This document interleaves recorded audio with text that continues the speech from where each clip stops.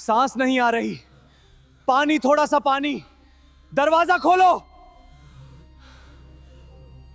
अगर ब्रिटिश प्रचार पर विश्वास किया जाए तो 20 जून 1756 की रात कलकत्ता के फोर्ट विलियम के एक छोटे से गार्ड रूम में 146 लोगों को बंद कर दिया गया था और जब अगली सुबह दरवाजा खुला तो उनमें से सिर्फ 23 लोग जिंदा बचे थे।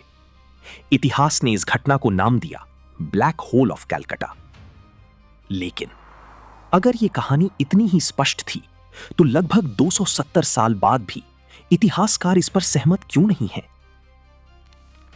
या फिर यह कहानी वैसे हुई ही नहीं जैसे हमें बताई गई? क्या वाकई 123 लोग एक ही रात में घुटन से मर गए थे, या नंबर्स बढ़ा चढ़ाकर बताए गए? क्या नवाब सिराजुद्दौला ने वाकई ऐसा आदेश दिया था, या फिर यह कहानी ईस्ट इंडिया कंपनी की सबसे बड़ी हार को एक मॉरल विक्ट्री में बदलने का जरिया बन गई? आज हम सिर्फ एक ट्रेजेडी की कहानी नहीं सुनेंगे और ना ही इस कहानी पर आंख मूंदकर विश्वास करेंगे।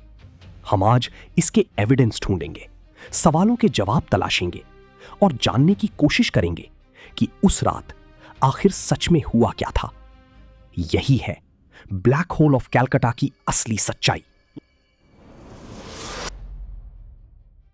इस कहानी की शुरुआत होती है बंगाल से। 18वीं सदी का बंगाल सिर्फ अमीर ही नहीं था बल्कि पूरे हिंदुस्तान का सबसे समृद्ध प्रदेश था। इसी धन दौलत पर ब्रिटेन और फ्रांस दोनों की नजर थी। लेकिन बंगाल का एक शासक था जो किसी भी यूरोपियन कंपनी को अपनी मर्जी से सेना बढ़ाने या फोर्ट मजबूत करने की इजाजत नहीं देना चाहता था। उसका नाम था नवाब सिराजुद्दौला। ईस्ट इंडिया कंपनी ने कलकत्ता के फोर्ट विलियम की फोर्टिफिकेशन जारी रखी, जबकि नवाब बार बार इसे रोकने का आदेश दे चुके थे। सिराज ने इसे सिर्फ दीवारों का निर्माण नहीं बल्कि बंगाल की सॉवरेनिटी के लिए एक सीधी चुनौती माना। और फिर जून 1756 नवाब की सेना कलकत्ता की ओर बढ़ गई। फोर्ट विलियम के भीतर अफरा तफरी मच चुकी थी। कंपनी के कई सीनियर ऑफिसर्स लड़ाई करने के बजाय हुगली नदी के रास्ते भागने की तैयारी कर रही थे। लेकिन हर कोई बचकर निकल नहीं सका। कई सिपाही, कंपनी के अधिकारी और यूरोपियन सिविलियंस फोर्ट के भीतर ही रह गए। 20 जून 1756 फोर्ट विलियम अब नवाब सिराजुद्दौला के कब्जे में था। कई लोग लड़ाई में मारे गए और जो बच गए वे अब नवाब की सेना के बंदी थे। यहीं तक लगभग सभी हिस्टोरियन सहमत हैं। लेकिन असली रहस्य इसके बाद शुरू होता है, क्योंकि इसी रात के बारे में एक ऐसा दावा किया गया जिसने ब्रिटेन को हिला दिया। अब सबसे बड़ा सवाल था, आखिर उस रात इन बंदियों के साथ हुआ क्या? इसका जवाब हमें मिलता है सिर्फ एक आदमी के अकाउंट से। उसका नाम था जॉन जेफिनाया हॉलवेल। मैं जॉन जेफिनिया हॉलवेल हूं। उस रात मैं भी फोर्ट विलियम के बंदियों में से एक था। मुझे भी उस गार्ड रूम के अंदर बंद कर दिया गया था। मेरी आंखों के सामने लोग घुटन से तड़प रहे थे। हर पल लग रहा था अब मेरी बारी है। मैंने सोचा अगर मैं किसी तरह बच गया तो दुनिया को जरूर बताऊंगा कि उस रात क्या हुआ था। हॉलवेल ईस्ट इंडिया कंपनी का एक सीनियर ऑफिसर था और उन गिने चुने लोगों में से एक था जो 20 जून की अगली सुबह उस काल कोठरी से जिंदा बच निकला। कुछ महीनों बाद उसने उस रात का विस्तार से लिखा हुआ अपना विवरण प्रकाशित किया और हॉलवेल ने जो लिखा उसने पूरे ब्रिटेन को झकझोर कर रख दिया। हॉलवेल के मुताबिक 20 जून 1756 की रात सभी बंदियों को फोर्ट विलियम की एक छोटी सी गार्ड रूम में बंद कर दिया गया था। बाद में यही guard room black hole of Calcutta के नाम से इतिहास में मशहूर हो गया। हॉलवेल लिखते हैं कि यह कमरा लगभग 18 फीट लंबा और 14 फीट चौड़ा था। सिर्फ 2 छोटी खिड़कियां जिन पर मोटी सलाखें लदी थीं और बाहर पहरा था। हॉलवेल का दावा था कि इस छोटी सी जगह में 146 लोगों को बंद कर दिया गया था। सांस लेना मुश्किल हो गया था। प्यास से लोग तड़प रहे थे। हर तरफ चीखें ही चीखें थीं और हर गुजरते पल के साथ जिंदा बचने की उम्मीद खत्म होती जा रही थी। एक पल के लिए उस मंजर की कल्पना कीजिए। जून की गर्मी, बंगाल की उमस, एक बंद कमरा और अंदर इतनी भीड़ कि सांस लेना तक मुश्किल हो गया था। लोग एक दूसरे से चिपक कर खड़े थे और किसी को यह तक नहीं पता था कि वो अगली सुबह देख पाएंगे या नहीं। हॉलवेल के अनुसार जैसे जैसे रात बढ़ती गई, कमरे की हवा और भारी होती गई। लोग खिड़कियों की तरफ धक्का देने लगे, पानी के लिए चीखने लगे, कुछ बेहोश हो गए, कुछ घुटन से तड़पने लगे और आधी रात तक वो कमरा कैद खाना नहीं, मौत का कुआं बन चुका था। फिर अगली सुबह जब दरवाजा खोला गया तो हॉलवेल के विवरण के मुताबिक 146 में से सिर्फ 23 लोग जिंदा बचे थे। जब हॉलवेल का यह विवरण ब्रिटेन पहुंचा तो अखबारों ने इसे जमकर छापा। इसके पैम्फलेट्स लोगों में बांटे गए और देखते ही देखते ब्लैक होल ऑफ कैलकाटा सिर्फ एक आई विटनेस अकाउंट नहीं रहा, ये ब्रिटेन की जनता के लिए एक ऐसी ट्रेजेडी बन गया जिसने नवाब सिराजुद्दौला की छवि को एक निर्दयी शासक के रूप में स्थापित कर दिया और ब्रिटिश लोगों के मन में आक्रोश की लहर दौड़ा दी। लेकिन यहीं से इस कहानी का दूसरा पहलू शुरू होता है। कई ऐसे सवाल जिन्होंने लगभग 270 सालों से इतिहासकारों को उलझा रखा है। क्या हॉलवेल ने जो लिखा वही पूरा सच था? क्योंकि हर इन्वेस्टिगेशन का एक बुनियादी नियम होता है, आई विटनेस होना और उसके हर दावे का सच होना दोनों अलग बातें हैं। करीब 140 साल तक हॉलवेल की कहानी को लगभग बिना सवाल किए सच माना जाता रहा। लेकिन जब हिस्टोरियंस ने उसके दावों को दोबारा परखना शुरू किया तो सबसे पहला सवाल था, क्या हॉलवेल के दावे वाकई संभव भी थे? कुछ लोग कहते हैं मैंने कहानी बढ़ा चढ़ा कर लिखी, लेकिन जो मैंने देखा मैंने वही दुनिया को बताया। अगर हॉलवेल की बात सही थी तो सबसे पहला सबूत खुद वो गार्ड रूम होना चाहिए था। लेकिन जिस कमरे पर पूरी कहानी टिकी थी वो खुद ही इतिहास से गायब हो चुका था। 1758 में नया फोर्ट विलियम बनाते समय पुराना फोर्ट उस गार्ड रूम के साथ ही तोड़ दिया गया था। इसलिए हिस्टोरियंस को उसका आकार और लेआउट पुराने रिकॉर्ड्स और हॉलवेल के विवरण के आधार पर ही समझना पड़ा। उनके दावे के अनुसार गार्ड रूम का आकार था लगभग 18 फीट लंबा और 14 फीट चौड़ा, यानी कुल मिलाकर करीब 250 स्क्वायर फीट। अब जरा सोचिए, अगर इस कमरे में वाकई 146 लोग बंद थे तो हर व्यक्ति के हिस्से में आती सिर्फ 1.7 स्क्वायर फीट जगह, इतनी कम कि सीधा खड़े रहना भी मुश्किल हो। और यहीं से हिस्टोरियंस ने अपना पहला और सबसे बुनियादी सवाल उठाया, क्या इतने लोग उस कमरे में वाकई शारीरिक रूप से समा भी सकते थे? घटना के लगभग 140 साल बाद इस कमरे की कैपेसिटी का अनुमान लगाया गया और नतीजे हैरान कर देने वाले थे। सबसे पहला बड़ा सवाल उठाया एक भारतीय लेखक ने, भोलानाथ चंदर, बंगाली लेखक और जमींदार, 1896 में हॉलवेल के विवरण को खुलेआम चुनौती दी। उन्होंने सबसे पहले एक बहुत सीधा सवाल पूछा, क्या सिर्फ 18 फीट लंबा और 14 फीट चौड़ा कमरा वाकई 146 लोगों को समेट सकता था? अपनी बात को परखने के लिए उन्होंने बांस से उसी आकार का एक घेरा बनवाया, फिर उसमें अपने ही गांव के लोगों को खड़ा करके देखा, लेकिन 146 लोग उसमें समा ही नहीं पाए। चंदर का मानना था कि जब शारीरिक रूप से कम जगह लेने वाले आम बंगाली लोग भी उसमें नहीं समा सके तो यूरोपियन ऑफिसर्स और सिपाहियों का उस जगह में फिट होना और भी असंभव था। यह पहली बार था जब ब्लैक होल ऑफ कैलकाटा की कहानी को सिर्फ मान लेने के बजाय तर्क और प्रैक्टिकल रियलिटी के आधार पर परखा गया। लेकिन सिर्फ एक प्रैक्टिकल एक्सपेरिमेंट से इतिहास का फैसला नहीं किया जा सकता था। सवाल अब भी वही था, क्या हॉलवेल का विवरण वाकई इतना मजबूत था जितना माना जा रहा था? इसी सवाल का जवाब ढूंढने की कोशिश अब एक ब्रिटिश हिस्टोरियन G.H. लिटिल ने की। अब यह विवाद सिर्फ भारत तक सीमित नहीं रहा था। लेकिन अगर इतनी बड़ी ट्रेजेडी हुई थी तो आज तक उसके पुख्ता सबूत कहां हैं? 1916 में लिटिल ने हॉलवेल के विवरण का गहराई से अध्ययन किया। उन्होंने उसमें कई गंभीर असंगतियां बताईं और अपनी राय में उन्होंने यहां तक कहा कि यह कहानी एक जाइगैंटिक होक्स थी। मतलब हॉलवेल ने कहानी को काफी हद तक बढ़ा चढ़ाकर पेश किया था। यह पहली बार था जब एक ब्रिटिश हिस्टोरियन ने भी हॉलवेल के दावों पर खुलकर सवाल उठाया। अब सवाल कुछ हद तक ये नहीं था कि ट्रेजेडी हुई या नहीं, बल्कि ये भी था कि वो कितनी बड़ी थी। भारत के प्रसिद्ध हिस्टोरियन सर जदुनाथ सरकार। मेरा मानना है ट्रेजेडी हुई थी, लेकिन होलवेल के नंबर्स हिस्टोरिकल फैक्ट नहीं माने जा सकते। सरकार ने 1948 में प्रकाशित अपनी पुस्तक हिस्ट्री ऑफ बंगाल वॉल्यूम 2 में हॉलवेल के दावे का तर्क और उपलब्ध रिकॉर्ड्स के आधार पर पुनर्विश्लेषण किया। सरकार ने माना कि उस रात एक दुखद घटना जरूर हुई थी, लेकिन उनके मुताबिक फोर्ट विलियम से पहले ही कई यूरोपियन लोग बचकर निकल चुके थे, इसलिए 146 लोगों का बंदी बनना संभव नहीं लगता था।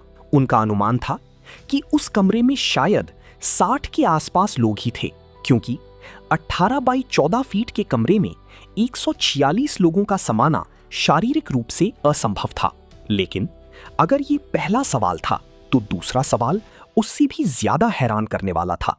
अगर हॉलवेल की नंबर्स सही भी थे, तो फिर 130 मरने वाले लोग थे कौन? उन दिनों ईस्ट इंडिया कंपनी अपने रिकॉर्ड्स के लिए मशहूर थी। सिपाहियों की गिनती, सैलरी रजिस्टर्स, कार्गो लिस्ट्स, व्यापार के हिसाब, लगभग हर चीज का रिकॉर्ड रखा जाता था। फिर अगर 123 लोगों की मौत हुई थी, तो उन सब के नाम एक स्पष्ट और भरोसेमंद लिस्ट में क्यों नहीं मिलते? कुछ नाम जरूर मिलते हैं, लेकिन हॉलवेल के दावे की पुष्टि करने वाली पूरी और प्रामाणिक लिस्ट आज तक सामने नहीं आई। और यहीं से एक और बड़ा सवाल खड़ा हुआ। अगर रिकॉर्ड्स अधूरे थे, तो फिर हॉलवेल के दावे की बुनियाद कितनी मजबूत थी? साल 1962 में हिस्टोरियन डॉक्टर ब्रिजेन किशोर गुप्ता ने अपनी पुस्तक Sirajuddaula and the East India Company में मिलिट्री रिकॉर्ड्स, मस्टर रोल्स और कैजुअल्टी रिपोर्ट्स का विस्तार से एनालिसिस किया। उनके एनालिसिस के मुताबिक हॉलवेल के नंबर्स उपलब्ध रिकॉर्ड से मेल नहीं खाते। गुप्ता ने अनुमान लगाया कि उस रात लगभग 64 लोग बंदी बनाए गए होंगे, जिनमें से करीब 21 लोग बच गए और लगभग 43 लोगों की मौत हुई होगी। यानी ट्रेजेडी हुई थी, लेकिन उसका स्केल हॉलवेल के दावे से काफी छोटा था।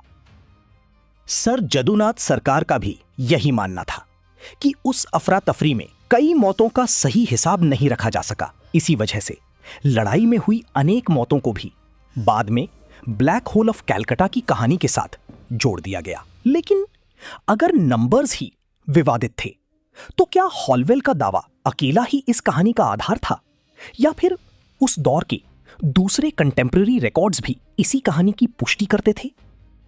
इसी सवाल का जवाब ढूंढने के लिए हिस्टोरियंस ने ब्रिटिश रिकॉर्ड्स के अलावा पर्शियन क्रॉनिकल्स, सियार उल मुताखिरीन और तारीख बंगाल तथा डच और फ्रेंच कंपनी रिकॉर्ड्स का तुलनात्मक अध्ययन किया।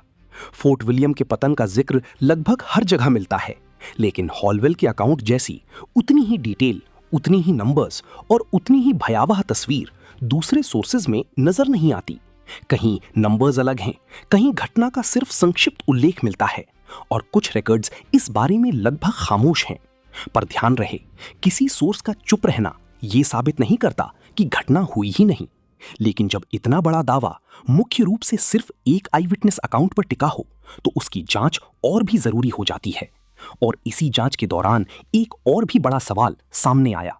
क्या इस कथित नरसंहार का आदेश खुद बंगाल का नवाब सिराजुद्दौला ने दिया था, या फिर यह भी उस नैरेटिव का हिस्सा था जिसे 1756 के बाद ईस्ट इंडिया कंपनी ने जोर शोर से प्रचारित किया? मैं बंगाल का नवाब था। मैंने ईस्ट इंडिया कंपनी को किलेबंदी रोकने का हुक्म दिया था, लेकिन उन्होंने मेरी बात नहीं मानी, इसलिए मैंने कलकत्ता पर हमला किया। लेकिन क्या मैंने वाकई लोगों को उस गार्ड रूम में बंद करने का आदेश दिया था? इतिहास शायद आज भी इसी सवाल का जवाब ढूंढ रहा है। सर जदुनाथ सरकार का सबसे महत्वपूर्ण निष्कर्ष यह था कि ऐसा कोई भरोसेमंद डॉक्यूमेंट्री एविडेंस नहीं मिलता जो यह साबित करे कि नवाब सिराजुद्दौला ने जानबूझकर इस कन्फाइनमेंट का आदेश दिया था। उनके मुताबिक नवाब को इस घटना की जानकारी अगले दिन मिली और उसके बाद जीवित बचे कैदियों को रिहा कर दिया गया। अमेरिकन हिस्टोरियन स्टैनली वोलपर्ट ने भी लिखा कि नवाब ने न तो इस कन्फाइनमेंट का आदेश दिया और न ही घटना के दौरान उन्हें इसकी जानकारी थी। उनके मुताबिक ये ट्रेजेडी युद्ध के बाद की अफरा तफरी और लापरवाही का परिणाम थी। लेकिन अगर ये सिर्फ एक दुर्घटना थी तो फिर इसकी कहानी इतनी प्रभावशाली कैसे बन गई? 20 जून 1756 की उस विवादित घटना के लगभग एक साल बाद अगले वर्ष 23 जून की सुबह बैटल ऑफ प्लासी हुआ। उस युद्ध के पीछे मीर जाफर की साजिश, ईस्ट इंडिया कंपनी के आर्थिक हित और ब्रिटिश फ्रेंच राइवलरी जैसे कई बड़े कारण थे। लेकिन एक सवाल यहीं से जन्म लेता है, क्या ब्लैक होल ऑफ कैलकाटा की कहानी ने ब्रिटेन और ईस्ट इंडिया कंपनी को इस युद्ध को नैतिक रूप से सही ठहराने का एक अवसर दे दिया था? और यहीं से इस इन्वेस्टिगेशन का सबसे विवादित सवाल सामने आता है, क्या जॉन ज़ेफ़नाया हॉलवेल वाकई पूरी तरह एक निष्पक्ष गवाह था? आखिर जॉन हॉलवेल सिर्फ उस रात का सर्वाइवर ही नहीं था, वो ईस्ट इंडिया कंपनी का एक सीनियर ऑफिसर भी था। एक ऐसी कंपनी जो कुछ ही दिन पहले कलकत्ता में अपनी सबसे बड़ी हार का सामना कर चुकी थी और जिसके लिए अपनी हार के बाद अपनी छवि और अपने फैसलों को सही ठहराना भी उतना ही जरूरी था। और यहीं से हॉलवेल की गवाही हिस्टोरियंस की इन्वेस्टिगेशन का केंद्र बन गई। क्या हॉलवेल ने सिर्फ वही लिखा जो उसने देखा, या फिर उसकी कहानी में हकीकत के साथ ईस्ट इंडिया कंपनी का नजरिया भी शामिल हो गया था? इसी सवाल पर कई हिस्टोरियंस ने अपने कंक्लूजन्स दिए। भारतीय हिस्टोरियन आरसी मजूमदार का मानना था कि ब्लैक होल ऑफ कैलकाटा की कहानी को ब्रिटेन में बार बार प्रचारित किया गया ताकि ब्रिटिश पब्लिक ओपिनियन को प्रभावित किया जा सके और बंगाल में ईस्ट इंडिया कंपनी के मिलिट्री एक्शन को नैतिक रूप से सही ठहराया जा सके। लेकिन ये सोच सिर्फ भारतीय इतिहासकारों तक ही सीमित नहीं थी।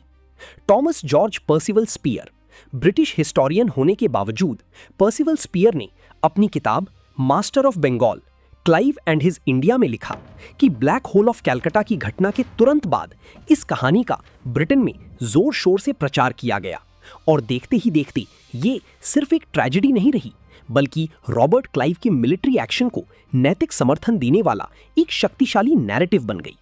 साथ ही कई हिस्टोरियंस का मानना है कि फोर्ट विलियम में ईस्ट इंडिया कंपनी की हार और इलीगल फोर्टिफिकेशन जैसे विवादों से ध्यान हटाकर इसी कहानी को सबसे ज्यादा प्रचारित किया गया। तो अगर ब्रिटेन में होलवेल की कहानी को बार बार सुनाया गया ताकि ईस्ट इंडिया कंपनी अपनी हार को एक मॉरल विक्ट्री में बदल सकी, तो शायद इसी में छिपा है इस पूरी कहानी का सबसे बड़ा पहलू। आखिर इस कहानी का सबसे बड़ा लाभ किसे मिला? जवाब ढूंढने के लिए हमें ईस्ट इंडिया कंपनी को समझना होगा। आधुनिक कॉर्पोरेट हिस्टोरियन निक रॉबिन्स अपनी पुस्तक the corporation that changed the world में लिखते हैं कि 18वीं सदी तक ईस्ट इंडिया कंपनी दुनिया की सबसे शक्तिशाली व्यापारिक कॉर्पोरेशंस में से एक बन चुकी थी।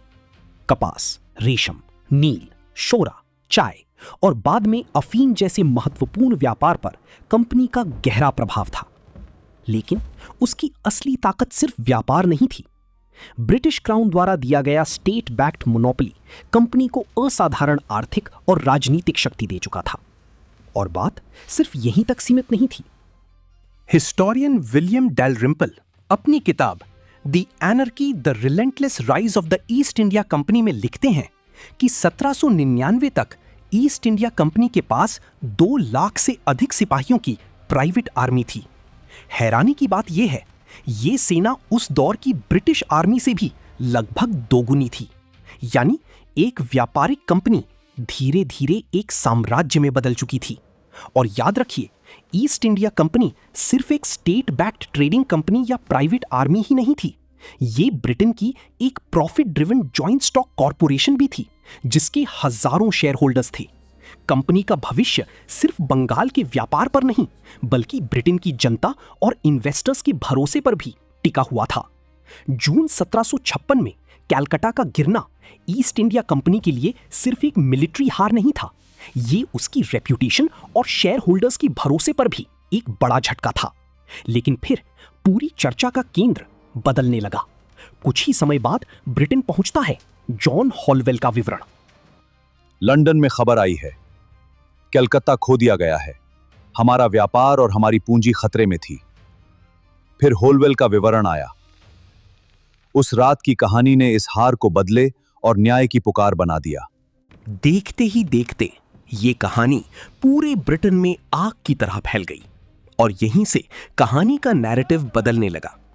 अब सवाल ये नहीं था कि ईस्ट इंडिया कंपनी ने नवाब के स्पष्ट आदेश के बावजूद फोर्ट विलियम की फोर्टिफिकेशन क्यों जारी रखी, या बंगाल की वैध सरकार के साथ तनाव इतना क्यों बढ़ गया। अब ब्रिटेन की नजर सिर्फ और सिर्फ ब्लैक होल ऑफ कैलकाटा की इस ट्रेजेडी पर थी। कई हिस्टोरियंस मानते हैं कि इसी बदलाव ने ब्रिटेन की जनता और इन्वेस्टर्स की सोच को गहराई से प्रभावित किया। निक रॉबिन्स के मुताबिक कंपनी के लिए लंदन में अपनी क्रेडिबिलिटी और इन्वेस्टर कॉन्फिडेंस बनाए रखना बहुत जरूरी था। विलियम डैलरिम्पल भी बताते हैं कि कैलकाटा और बंगाल पर दोबारा कब्जा कंपनी के रेवेन्यू और शेयर होल्डर्स के हितों के लिए निर्णायक था। पर इसका मतलब ये नहीं कि यही विवादित कहानी बैटल ऑफ प्लासी का एकमात्र कारण थी। बिल्कुल नहीं।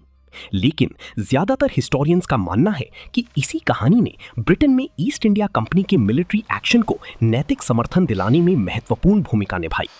मगर इसका सफर प्लासी के बाद भी खत्म नहीं हुआ। हैरानी की बात यह है, लगभग 150 साल बाद भी ब्रिटिश राज इस कहानी को जिंदा रखे हुए था। लेकिन क्यों? बैटल ऑफ प्लासी के बाद जॉन हॉलवेल ने ब्लैक होल ऑफ कैलकाटा की याद में एक मॉन्यूमेंट बनवाया था। इसे हॉलवेल मॉन्यूमेंट या ब्लैक होल मॉन्यूमेंट कहा जाता था। समय के साथ वो नष्ट होते होते 1822 तक पूरी तरह से गायब हो गया। लेकिन 80 साल बाद 1902 में तत्कालीन वाइसरॉय लॉर्ड कर्जन ने इस कहानी को एक बार फिर जीवित कर दिया। इस बार 15 मीटर ऊंचा एक भव्य ब्लैक होल मॉन्यूमेंट सफेद संगमरमर से बनवाया गया। ये अब सिर्फ एक मेमोरियल नहीं रहा, ब्रिटिश राज के लिए ये एक कॉलोनियल नैरेटिव का प्रतीक बन गया। 20वीं सदी तक भारत में राष्ट्रवाद तेज हो चुका था। कई भारतीय बुद्धिजीवियों और हिस्टोरियंस ने सवाल उठाया कि ये मॉन्यूमेंट सिर्फ एक ट्रेजेडी की याद नहीं था, ये एक कॉलोनियल नैरेटिव को भी जिंदा रखता था। 1940 में ये विवाद और तेज हो गया। नेताजी सुभाष चंद्र बोस और अन्य राष्ट्रवादी नेताओं ने इस मेमोरियल के खिलाफ जन आंदोलन शुरू किया। जब ब्लैक होल स्मारक का इतिहास ही विवादित है तो उसके सहारे किसी साम्राज्य की नैतिकता साबित नहीं की जा सकती। नेताजी का मानना था कि ब्रिटिश राज इस विवादित कहानी का सहारा लेकर अपने शासन को नैतिक रूप से सही ठहराना चाहता था। जनमत बढ़ता गया। आंदोलन के दौरान नेताजी को गिरफ्तार भी कर लिया गया और आखिरकार इस मेमोरियल को उसके प्रमुख स्थान से हटाकर सेंट जॉन्स चर्च के कैंपस में स्थानांतरित कर दिया गया, जहां वो आज भी मौजूद है। तो आखिरकार लगभग 270 साल बाद टाइम ट्रैक द्वारा की गई इस इन्वेस्टिगेशन का सबसे ईमानदार निष्कर्ष क्या निकलता है? पहली बात, 20 जून 1756 की रात कलकत्ता यानी आज का कोलकाता फोर्ट विलियम में बंदियों के साथ एक दुखद कन्फाइनमेंट इंसिडेंट हुआ था। इस बात को अधिकांश हिस्टोरियंस स्वीकार करते हैं। दूसरी बात, 146 कैदियों और 123 मौतों के हॉलवेल के दावे को आज अधिकांश हिस्टोरियंस भरोसेमंद हिस्टोरिकल फैक्ट नहीं मानते। लेकिन एग्जैक्ट संख्या आज भी निश्चित रूप से साबित नहीं की जा सकती। और तीसरी सबसे महत्वपूर्ण बात, आज तक ऐसा कोई भरोसेमंद एविडेंस नहीं मिला जो यह सिद्ध करे कि नवाब सिराजुद्दौला ने जानबूझकर इस कन्फाइनमेंट का आदेश दिया था। अधिकांश रिसर्चर्स इसे उस रात की अफरा तफरी, भीड़ और लोकल गार्ड्स की लापरवाही का परिणाम मानते हैं। और कई हिस्टोरियंस का मानना है कि जब नवाब को अगले दिन इस घटना की जानकारी मिली तो जीवित बचे कैदियों को रिहा कर दिया गया। लेकिन टाइम ट्रैक की नजर में एक बात स्पष्ट है, हॉलवेल का अकाउंट ब्रिटेन में व्यापक रूप से प्रचारित किया गया, जिसने नवाब सिराजुद्दौला की छवि को गहराई से प्रभावित किया। और बैटल ऑफ प्लासी के दौर में और उसके बाद ब्रिटिश पब्लिक ओपिनियन को अपनी ओर मोड़ने में इस कहानी ने महत्वपूर्ण भूमिका निभाई। इसलिए ब्लैक होल ऑफ कैलकाटा को सिर्फ एक ट्रेजेडी के रूप में देखना शायद इसका पूरा सच नहीं बताता। ये एक ऐसी घटना भी थी जिसका इस्तेमाल राजनीति, नैरेटिव बिल्डिंग और साम्राज्य के विस्तार को नैतिक आधार देने के लिए भी किया गया। और ब्लैक होल ऑफ कैलकाटा का सबसे बड़ा प्रभाव उस कमरे के अंदर नहीं हुआ, बल्कि उस कहानी में हुआ जो उस रात के बाद दुनिया को सुनाई गई।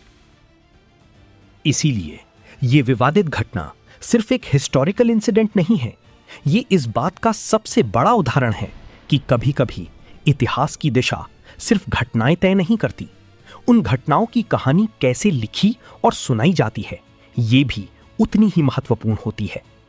हर साम्राज्य सिर्फ तलवार से नहीं जीतता, कभी-कभी वो कहानियों से भी जीतता है, और ब्लैक होल ऑफ कैलकाटा ऐसी ही एक कहानी थी।